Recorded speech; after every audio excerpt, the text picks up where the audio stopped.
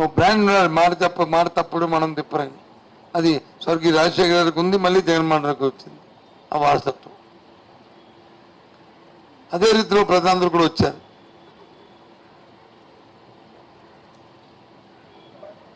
తప్పకుండా ఏదైతే నిన్న ఇంత పెద్ద ఎత్తున వచ్చి ప్రభుత్వం 4వ తారీఖున జూన్ 4ని ఎక్కింపోద్ది.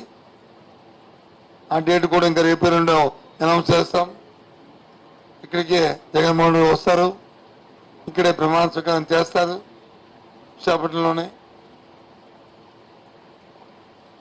కన్నుల పండుగ ఏదైతే ఆకాంక్షలు ఉన్నాయో ఆకాంక్షలన్నీ నెరవేర్చడమే కాకుండా ఏవైతే ప్రభుత్వంలో రిఫార్మ్స్ ఉన్నాయో దాన్ని కొనసాగిస్తూ అటు విద్యలో కానీ వైద్యంలో కానీ దాంతోపాటు అభివృద్ధి